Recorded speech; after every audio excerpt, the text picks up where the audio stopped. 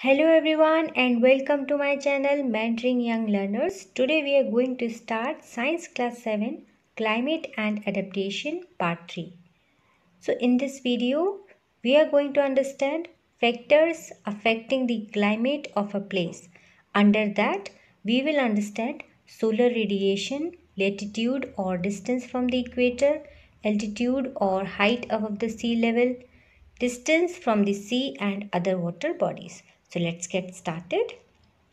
Factors affecting the climate of a place. So children, what are the factors that affect the climate of a place? So the first is solar radiation. Solar radiation नाम से ही पता चल रहा है वो radiation जो हमें सन से मिल रही है, जो हमारी अर्थ को सन से मिल रही है. देन लैटिट्यूड और distance from the equator. Equator से डिस्टेंस से क्या फ़र्क पड़ता है वो हम देखने वाले हैं. Altitude or height above the sea level, and then we will see distance from the sea and other water bodies. So ये सभी climate पे कैसे affect करते हैं that we will see in this video. Okay, so now let us understand these factors one by one. First of all, we will understand solar radiation. Solar radiation क्या है? Suppose this is our earth और ये earth हमारी सन से sunlight receive करती है. But ये जो सनलाइट है वो एक जैसी नहीं है, राइट. पूरे साल भर जो सनलाइट अर्थ को मिलती है वो डिफरेंट है. उसका कारण क्या है? उसके कारण है tilt in the earth axis and second reason is elliptical orbit of the earth. Tilt in the earth axis.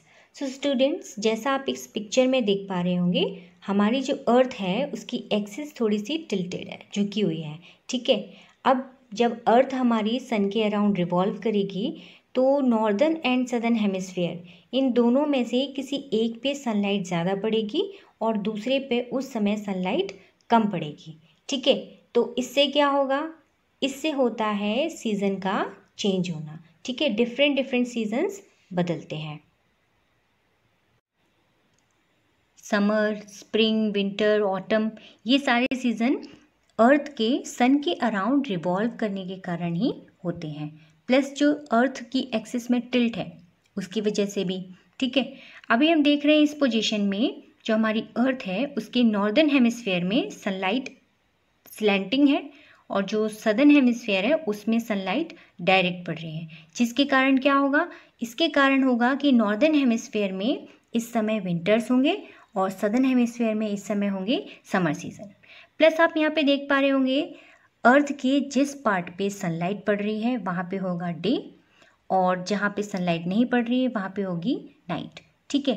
तो इस तरीके से हम समझ सकते हैं कि किस तरीके से सीज़न चेंज होते हैं. हमने देखा विंटर और समर सीज़न. यहाँ पे हम देखेंगे ऑटम एंड स्प्रिंग सीज़न. तो इस पोजीशन में आप देख रहे हैं सामने पूरी की पूरी सनलाइट अर्थ पे पड़ रही है. स्प्रिंग सीजन होगा नॉर्दर्न हेमिस्फीयर में और ऑटम सीजन होगा सदर्न हेमिस्फीयर में. Similarly we will see another position. हमारी अर्थ जो है कंटिन्यूसली सन के अराउंड रिवॉल्व कर रही है. Now you will see that जो लाइट है, सनलाइट है, वो नॉर्दर्न हेमिस्फीयर पे डायरेक्ट पड़ रही है और सदर्न हेमिस्फीयर पे स्लैंटिंग है. जिसके कारण आप देख पा रहे होंगे समर सीजन कहाँ पे आएगा? नॉर्दर्न हेमिस्फीयर में और विंटर सीजन पड़ेगा सदर्न हेमिस्फीयर में. तो जब भी हम देखेंगे कि सनलाइट डायरेक्ट जिस भी पोर्शन पे पड़ती है वहाँ पे होगा समर सीजन, ठीक है. यहाँ पे आप देखेंगे पीछे की साइड पूरा शेडो है क्योंकि आगे पूरा सनलाइट है, ठीक है. तो हम यहाँ पे डे और night concept plus season change concept दोनों ही समझ पा रहे हैं. तो इस तरीके से हमारी अर्थ कंटिन्यूसली सन के अराउंड रिवॉल्व कर रही है. Let's see once again. यहाँ पे देखिए फर्स्ट ऑफ ऑल इस पोजीशन में सदर्न हेमिस्फीयर जो है दिस वन, यहाँ पे डायरेक्ट लाइट पड़ रही है और जो नॉर्दर्न हेमिस्फीयर है यहाँ पे स्लैंटिंग लाइट पड़ रही है, ठीक है. तो जिसके कारण नॉर्दर्न हेमिस्फीयर में विंटर्स और सदर्न हेमिस्फीयर में समर सीजन है, ठीक है. अब यहाँ पे आप देखेंगे कि इस पोर्शन पे डायरेक्ट लाइट पड़ रही है जिसके कारण नॉर्दर्न हेमिस्फीयर में स्प्रिंग सीजन और सदर्न हेमिस्फीयर में ऑटम सीजन है.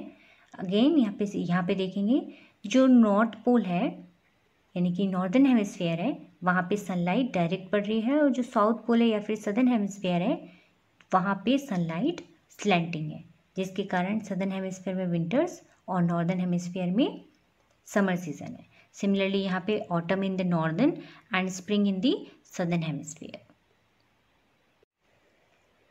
इलिप्टिकल ऑर्बिट ऑफ द अर्थ। अब ऑर्बिट का इलिप्टिकल होना किस तरीके से अफेक्ट करता है?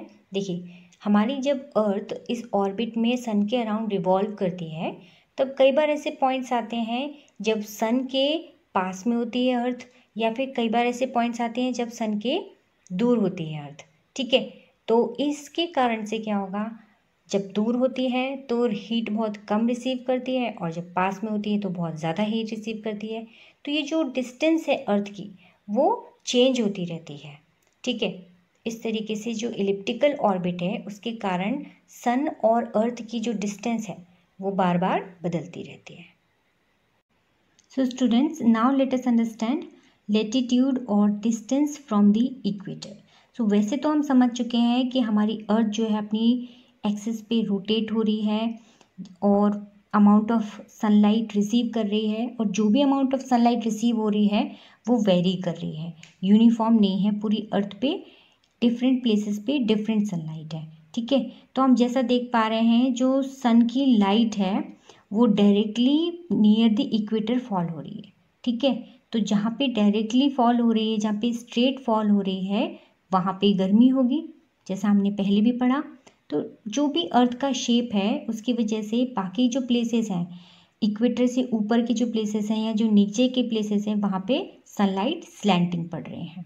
ठीक है, कुछ हमारी अर्थ की एक्सिस झुकी हुई है, कुछ हमारे अर्थ का शेप भी ओवल है। ठीक है, जिसके कारण इक्वेटर के आसपास के जो एरिया है वो गर्म रहते हैं।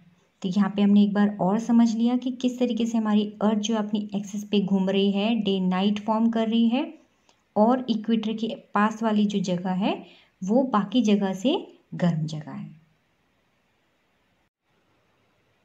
दैट मीन्स जो भी प्लेसेस इक्वेटर के पास लाई करेंगे वो प्लेसेस हमेशा गर्म होंगे। तो यहाँ पे जो डॉटेड लाइन में मैंने आपको दिखाई है ये है equator. Okay, so now we will understand how altitude और height above the sea level affects the climate. See students, climate जो है ऑल्टीट्यूड के साथ भी वेरी करता है। जैसे कि आप देखेंगे जो लोअर लेयर है एटमॉस्फेयर की वो होती है डेंसर। ठीक है, थिक होती है अपर लेयर की कंपैरिजन में। तो जो लोअर लेयर है उसमें dust particles, vapours, water vapours ये सभी होते हैं, जिसके कारण वो हीट रिटेन करके रखते हैं। तो इसीलिए जो लोअर एटमॉस्फेयर है वो थोड़ा सा वार्म होगा और जो अपर एटमॉस्फेयर है वो कूल होगा। इसीलिए आप जैसे जैसे सी लेवल से ऊपर उठते जाएंगे आप देखेंगे कि एटमॉस्फेयर कूल होते जाता है। इसीलिए हमने देखा है कि जो हिली रीजन है, जो माउंटेन रीजन है, वो हमेशा ही प्लेन एरिया से या फिर कोस्टल एरिया से ठंडे होते हैं।